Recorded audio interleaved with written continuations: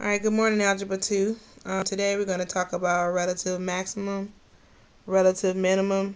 We're going to also factor the difference and sum of cubes.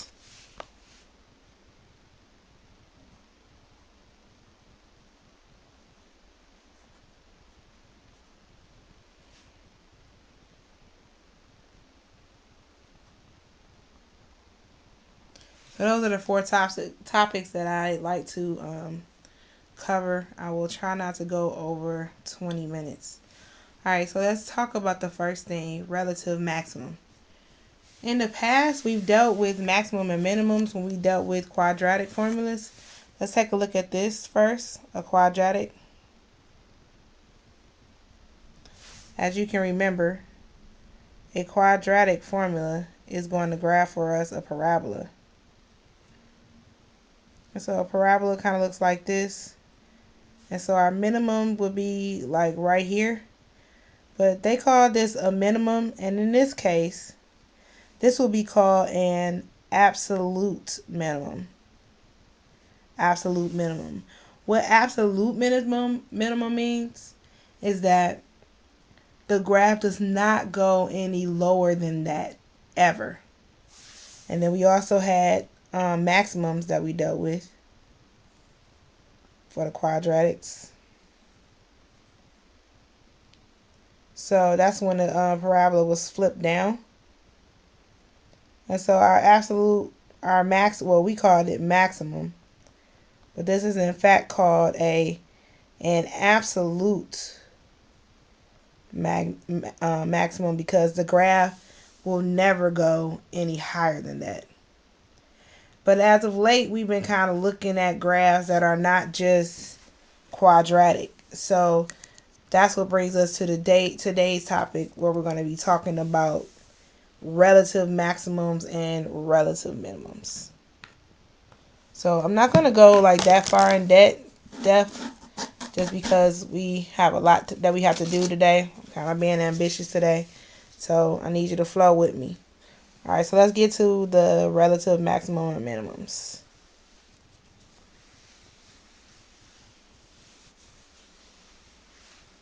Alright.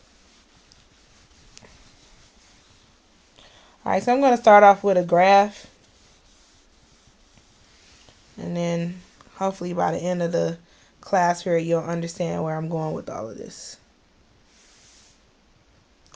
Alright, so I'd like for you to write down for me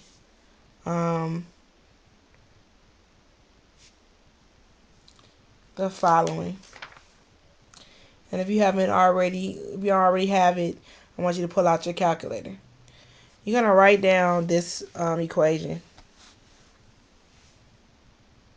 F of x, I'll find me a dry spot on here. I want you to write down f of x is equal to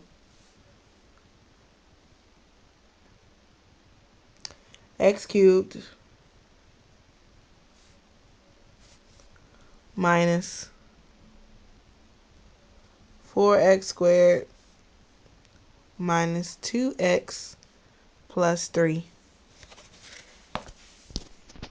F of x is equal to f of x is equal to x cubed minus, that should be a 4x squared minus 2x plus 3.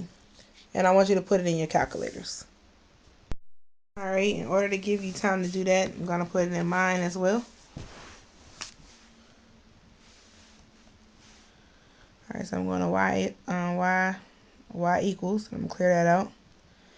Alright, so we're going to go x to get to the cube. We're going to press the caret key.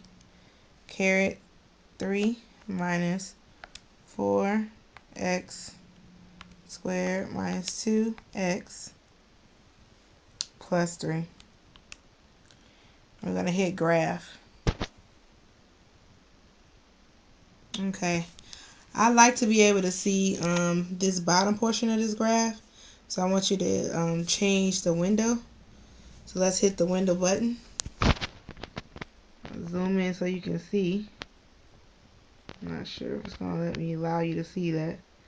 Oh, there it is. Alright, so you see your window button is this second one here. Alright, so we're going to hit that key. Alright, so the graph wasn't low enough, so up and down just with the Y, and we're going to make it lower. Let's change this to -20. Alright, and then let's hit graph. So what I did was just change from Y minimum to -20. Alright, I put too many negative signs in here, so I'm going to delete one. Alright, and I'm going to hit graph. Alright, so now I can see my graph. So let's talk about this a little bit. If you look at this, it looks like we have a maximum here and we have a minimum here. But here's the issue. The graph does go lower than that. And the reason why I know that the graph goes lower than that is because it's still going down, down, down, down, down. And the reason why I know that the graph goes higher than this is because it goes up. So I'm going to, we can leave that graph in there, but I want to take a look at it on as a sketch. So if you could write this in your notes, I want to just kind of draw a sketch of the graph. Uh-oh. Joshua, don't talk about me. Alright, so we're going to go like this. Alright, I'm going to try it again. And I'm going to go right here. Okay, and so I'm just going to kind of give little guesstimates. So I'm just going to draw this.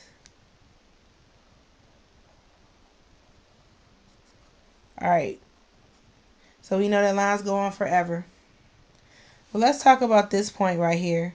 We know that it is a maximum, but we're going to call this a relative maximum. Alright, so what does a relative maximum mean? This means that this is the highest point in a specific place of the graph. It's not the highest point, period, but it's a highest point in a specific range, or sorry, a specific domain. So this, let's give that a good definition. So we're going to say highest point in a specific domain.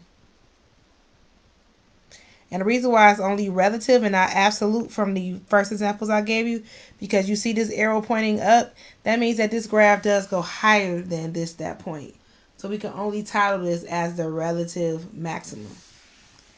Alright, and then this one will be called the relative minimum.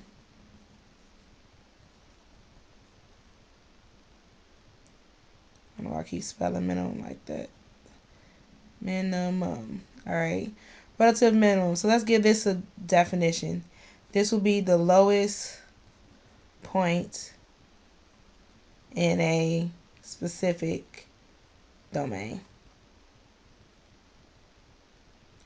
But you know what? That should be, let's say specific range. I messed up. Specific range. So I was right the first time. Let's change that to a specific range. Alright. So this is called a relative maximum, and this is called a relative minimum. The plural of them, so if you want to say the maximum and minimum of the graph, we're going to call that the extrema. So the extrema are the maximum and minimum values of a function.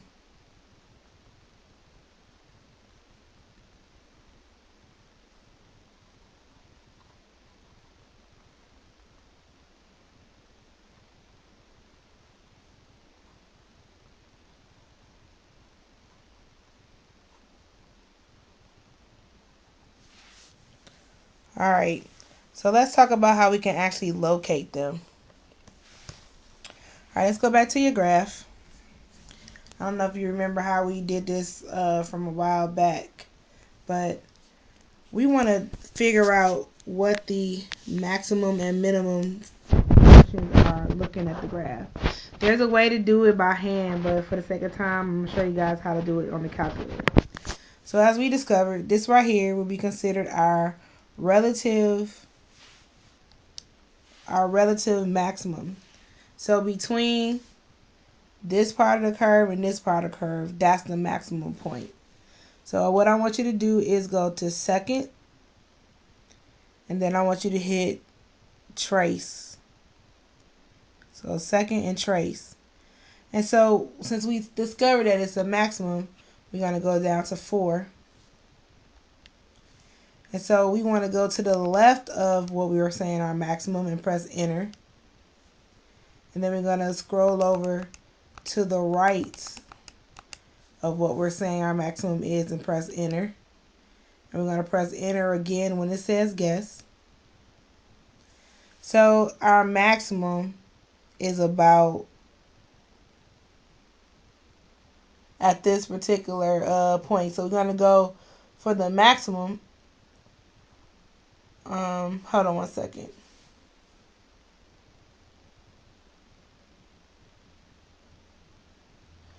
Alright, so the coordinate for the maximum will be around negative 0.230, comma 3.24.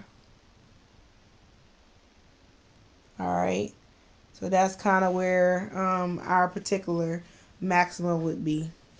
So let's go to, if they specifically ask you for the x coordinate, you would say that the x coordinate is at negative 0.23. If they ask you between what two integers that is, it would be between 0 and negative 1. Alright, so let's go to get the minimum, and that will be this part right here.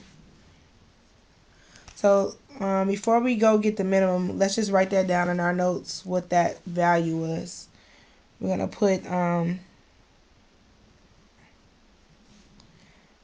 the maximum, or let's call it the relative maximum, was at coordinate, let's go with negative 0.23, comma 3.24.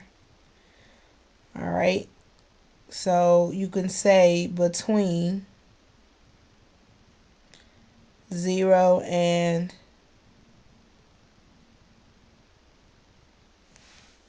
I'll say 0 and instead of 0 comma, sorry. So it's between 0 and negative 1. That's your x value by which the maximum occurs. Alright, so let's go with the minimum now. Alright, so we're going to go second trace. And let's go down to minimum. We're going to go to the left of what we're saying our minimum. We're saying that this part is our minimum. Press enter. And then we're going to go to the right of this and press enter. We're going to press enter one more time where it says guess. And so our minimum is right here. And let's give it a coordinate. We're going to say that our minimum coordinate is around 2.9, comma, negative 12.1.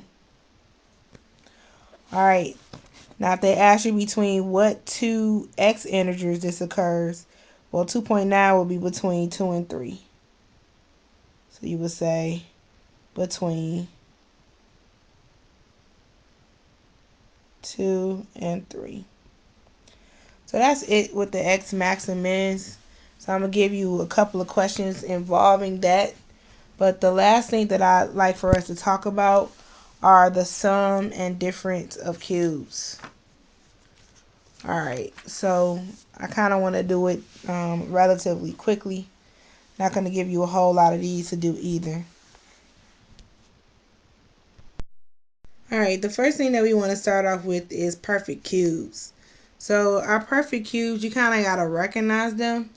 You may or may not, but I just kind of want to give a couple. So 1 cubed would be 1. 2 cubed would be 8. 3 cubed, 3 times 3 times 3 would be 27. 4 cubed, 4 times 4 times 4 would be 64. 5 cubed, 125. Um, don't know what 6 cubed is. Put it in my calculator. So 6 cubed would be 216. Another cube you want to recognize is 1,000. That'll be 10 cubed. And so these are like generic ones that you kind of want to consider. If you don't know how to find the cube root or something, you can pull your calculator out, and if you hit the math button, and then you see right here where it says 3. Sorry. Well, if you want to find out if something is a perfect cube, you can find the cube root of it, and then it'll let you know. So, like, if I want to find the cube root of 1,000, it let me know that's 10. So if I got a decimal right here, that means that it wouldn't be a perfect cube. All right, so with cubes, you got to recognize that it is a cube first. All right, so let's take a look at a couple. All right, let me give you the generic formula for difference of 2 cubed and different sum of 2 cubes. So we have a cubed plus b cubed. In order to factor this, and I hope you remember what I mean by factoring, that the factoring situation comes from something like this. When you could factor this into x plus 2, times x plus 2. Or remember we wrote down a whole list of factors and figure out which one would add to give us the second term. That's what factoring is. There's some special cases when you deal with cubes, so let's go with it. If you have a cubed plus b cubed, the first factor of this will be a plus b. And then the last long factor of this would just be a squared, because a times a squared will give us a cubed, which was the original a squared.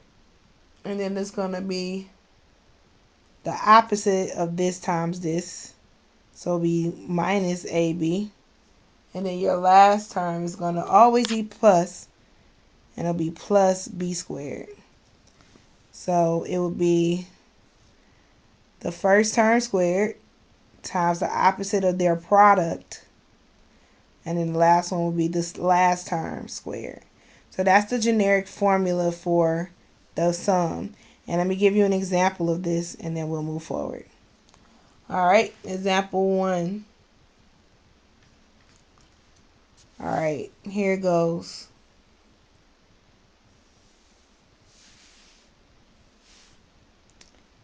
Eight x cubed plus 27 y cubed.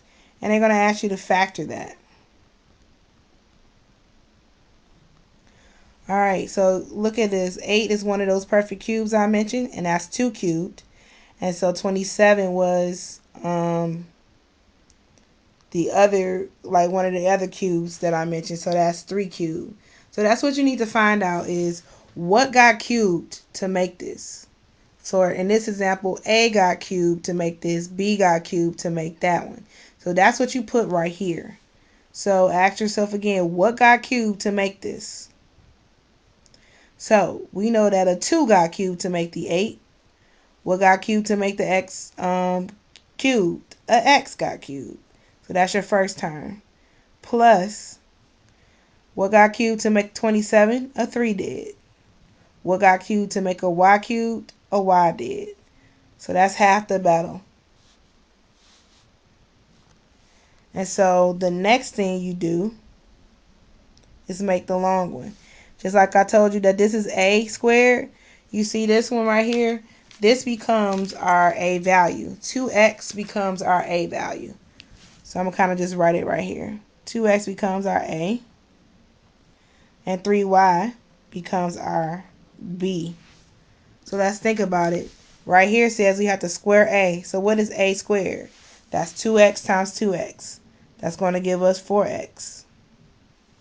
Next, we got minus this product. So what is this times this? 2x plus 3y. Sorry. 2x. Oh, this should have been a squared. I'm sorry.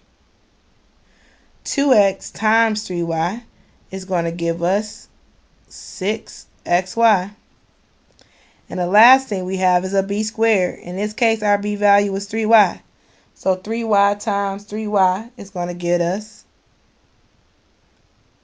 oh, it's supposed to be the opposite of this, right? Sorry about that again. That should be minus. I apologize. 3y times 3y, that's going to give us a positive 9y squared. I do apologize for the mistakes. So we're going to do another one of these to make sure that we got it.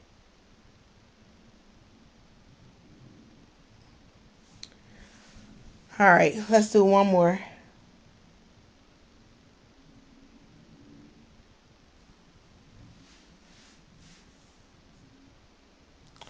All right, let's go with 16 x to the fourth plus 54 xy cubed. You may look at this and say, well, this is not a cubing. And you're right, it's not. But we can look at the 16 and we can look at the 54 and see if we can pull out the greatest common factor. What goes into both 16 x to the fourth and 54 x to the third, xy to the third? Well, we could pull out a 2. We could also pull out an x. And what we'll have left over is 8x cubed. And this one would be plus 27y cubed. Alright, so this looks very similar to what we did up here. So let's take a look at it one more time, just as a recap. We pulled this out so that we can we pulled the 2x out of this and we got our common factor. And then we were able to get 8x cubed plus 27y cubed. These are perfect cubes because 8, you can see, is up here. And 27 is also up here. So again, you ask yourself, what did you cube to get 8x cubed? To answer that question, you cubed 2x. What did you cube to get 27y cubed? To answer that question, you cubed positive 3y. And as stated previously, this becomes our a value and this becomes our b value. Up here, I'm just going to rewrite our little formula. We have a plus b, a squared minus ab plus b squared. All right, so here goes. All of this is going to be multiplied to a squared. What is our a squared? That's 2x. And what is that squared? Be 4x squared. Minus those times each other. 2x times 3y will give us 6xy. And then plus the b squared. 3y times 3y will give us 9y. So what is our final answer out of all of this? We can't forget that we pulled a 2x out of this. So our final answer is going to be 2x times 2x plus 3y times 4x squared minus 6xy plus 9y. And there you have it, folks. Sorry. 9y squared. Jesus. All right. We have one more example, and that's it.